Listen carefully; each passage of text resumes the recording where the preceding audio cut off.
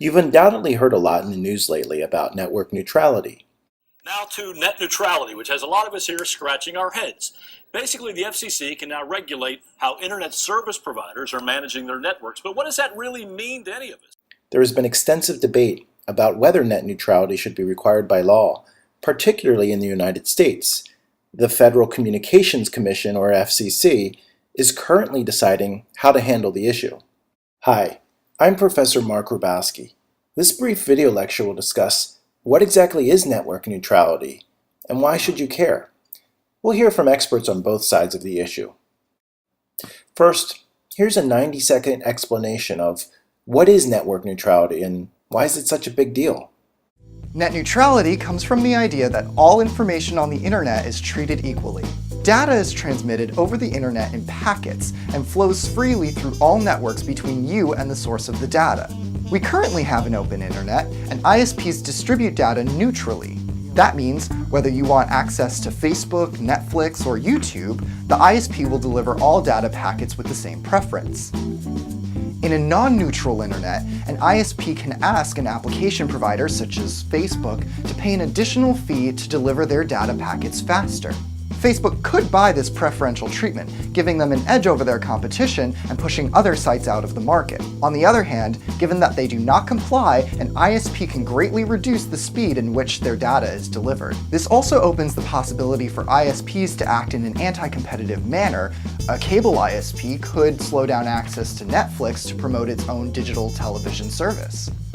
One of the biggest legislative decisions regarding net neutrality came in January of 2014. The lawsuit between Verizon and the FCC emerged as part of a plan by Verizon to begin selling metered internet packages similar to those of cellular data plans. The court did not oppose the idea of net neutrality. The FCC lost because they had attempted to apply common carrier neutrality rules, but had refused to categorize broadband ISPs as common carriers. FCC Chairman Tom Wheeler has recently announced that the Commission will introduce a new plan pushing net neutrality on the regulatory side. However, companies like AT&T have already filed patents outlining a tiered internet pricing model. So why is network neutrality so important? Let's hear first from an organization that's advocating for network neutrality.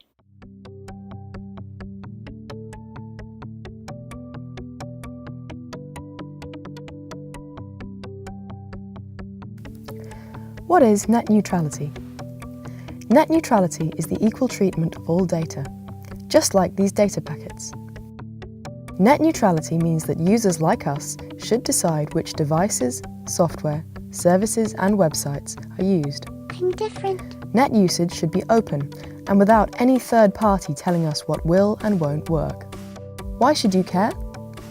Because it is an awesome thing from which you benefit every day, and because this awesome thing is currently endangered.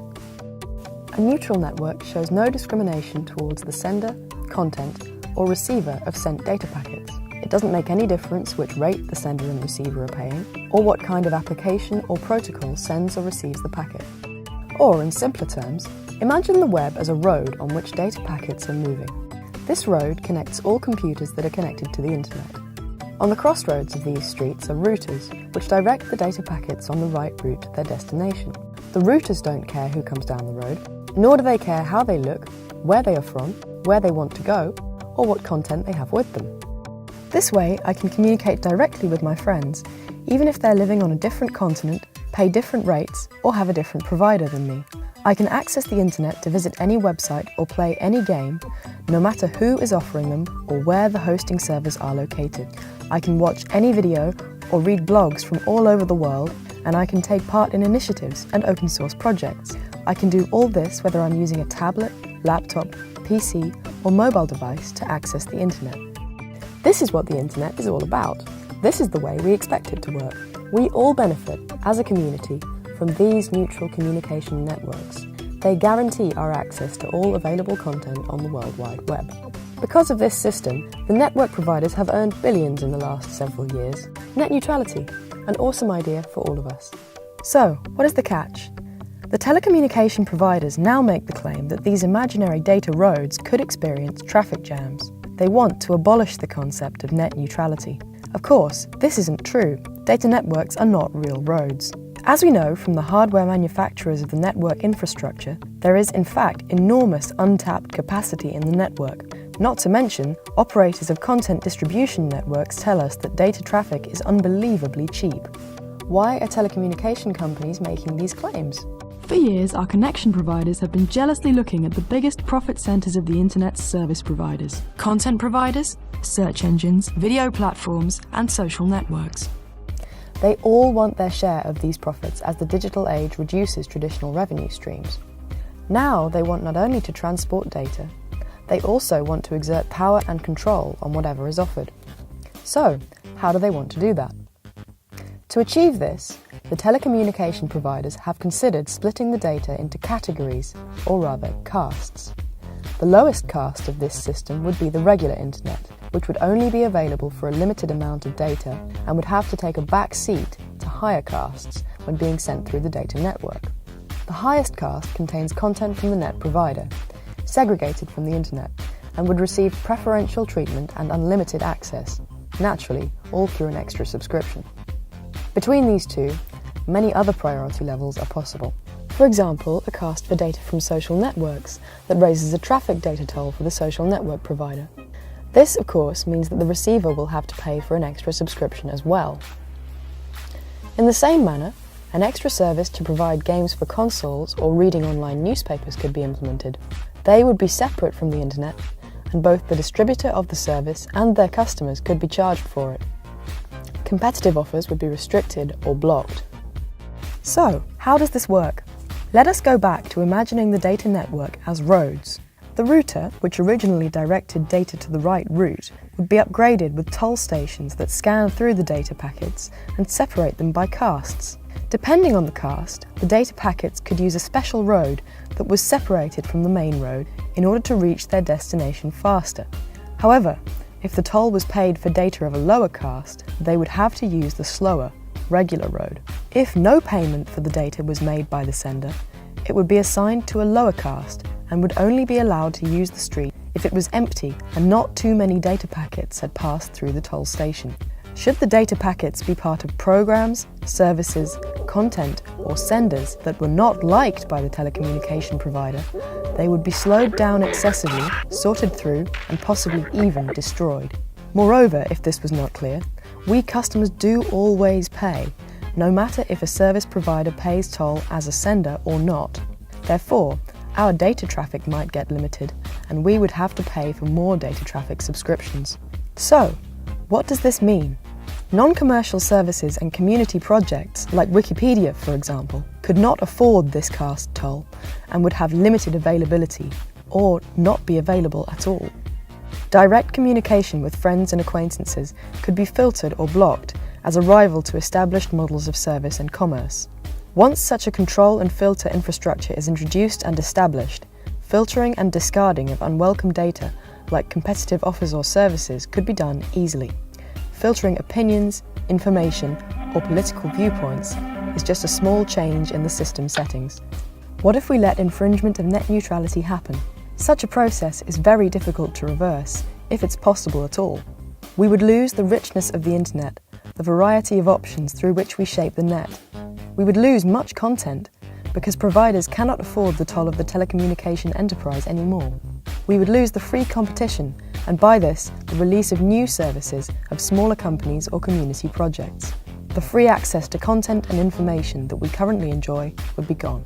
There would be a 2, 3, or 4-class model of the internet, or even, not just one internet, but many, and different content would be available in different nets.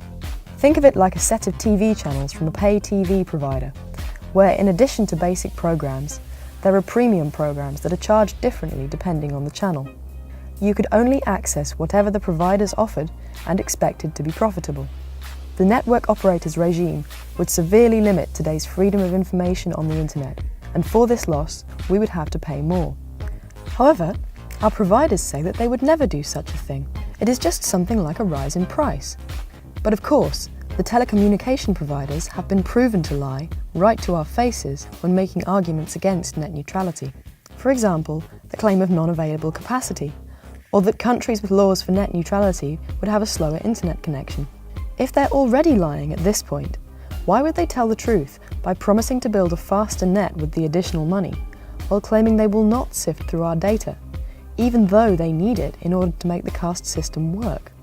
How can they possibly keep the richness and the competition with such a system?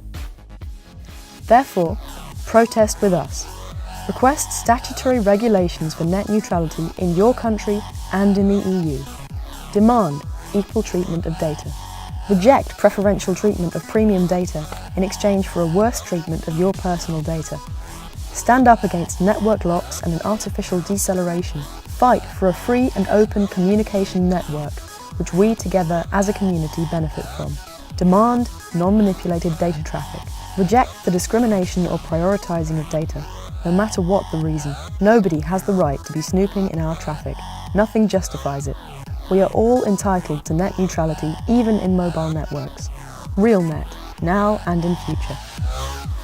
Perhaps now you're thinking, oh, network neutrality is really necessary. The ISPs are so evil for trying to oppose it. Well, let's hear their side of the story. Here's an expert arguing why network neutrality is a bad idea. There's basically two premises with which we have to be concerned. The first one is basically, okay, you and I live next door to one another. You're downloading a movie, I'm updating my Twitter account. Obviously, at that moment, you need more bandwidth, more internet than I do. So what the internet service provider does is, quote, manage the network. They say, okay, you get more internet than Seaton does right now, but later you're done with their movie, so they move it over to me. Comcast gets 1 million URL requests a second, and they manage it. So it's very impressive for them to do that. Net neutrality says you can't do that anymore. It turns the internet into dumb tubes. It's socialism for the internet. Everybody gets equal amounts of nothing. It's not unlike telling the fire company, okay, that guy's house is burning down. The guy next door is brushing his teeth, but you get equal amounts of water for both houses. That's one facet. The second facet of net neutrality that's problematic is, okay, say you need to mail a package. You go into Federal Express. You can mail it in 7 days. You can mail it in 3 days. Obviously, you pay more for the faster service, but there's 9 million examples in the private sector where you do that. First class versus coach on a plane, et cetera, et cetera, et cetera. Net neutrality says you can't do that either. It tells the hospital that needs to download its MRI for its dying patient, you don't get any more bandwidth, no matter what you pay, than the guy next door who's downloading the Panda Sneezes video on YouTube. So what it is, okay, so you ask, you hear this and go, why are they doing this? What is the purpose of doing this? Because it's an assault on the industry to affect an ideological outcome. One of the problems is everyone hears tech and hears net neutrality and internet and interwebs and starts glazing over and doesn't pay attention. What you have to realize is these are media Marxists, and they're Marxists. And what they want to do to the internet is no different than what they want to do to the healthcare industry, no different than what they want to do to the financial industry.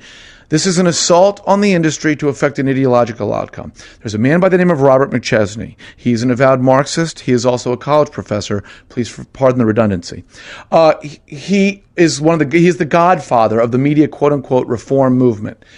His objective of net neutrality, and I'm going to quote him, not directly, but it's close, is the net neutrality is the necessary first step in eradicating the media capitalists from the phone and cable companies and divesting them from control. How very Hugo Chavez of him. So the purpose of net neutrality isn't to create neutrality. It's to create an untenable economic environment for private investment, which will subsequently be followed by government investment, at which point government becomes the sole internet service provider. And at that point, if you're a conservative website or a small government website, how's your downloads going to be? How's the government going to treat your traffic vis-a-vis newrepublic.org or not, whatever New Republic's website address is, or Salon or Mother Jones or, MoveOn.org? How are their websites going to be treated vis-a-vis? Because you're going to have rationing of bandwidth, just like you're going to have rationing of healthcare. And then the government gets to choose winners and losers. And guess who's going to be winning? The big government folks. So anyway, the point is, going back to the net neutrality argument, when you heard about when the stimulus bill got passed, of all the atrocious things, one of the atrocious things to come out of it was the FCC, the Federal Communications Commission, was charged with coming up with a national broadband plan, which they did, the initial numbers of which were upwards of $350 billion. When people like myself and others said, whoa, $350 billion? They said, oh, it's 20 to 350 billion. It's a range. And I said, that's a heck of a range.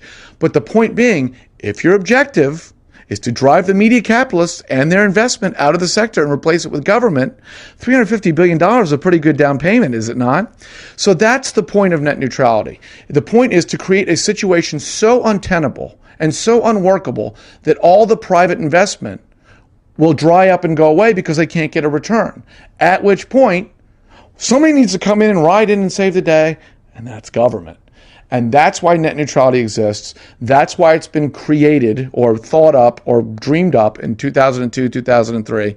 And that's the objective of net neutrality, is to slam down the door on the effective free speech, free market Xanadu we have, make it untenable to make any money on the money you put in. And let's face it, it's hundreds of billions of dollars, which means you need to get a pretty good return on your investment if you're going to ante up hundreds of billions of dollars.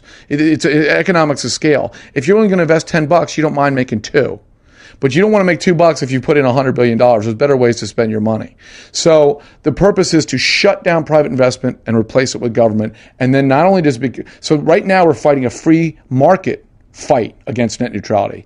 But the free market fight very quickly begets a free speech fight once the net neutrality proponents start getting what they want, which is more government involvement in internet service providing, because then they get to start choosing, okay, this website does better than this website, this content does better than this content. To argue that the media capitalists, the people investing the hundreds of billions of dollars now, are more likely to control content than the government is patently absurd, because if you don't like Verizon, go to Comcast. If you don't like Comcast, go to AT&T. You only got one government. And if they're running the roost, they're a built-in monopoly, and they get to choose content, and once they're choosing content, you're done. Look, it's taken hundreds of billions of dollars to get to the point we are now, and the evolution in the last 10 years has been extraordinary. 28K dial-up to high-speed bandwidth now in 10 years is unbelievable. Never in the history of the world have we had this much advancement in one sphere as we have in the internet.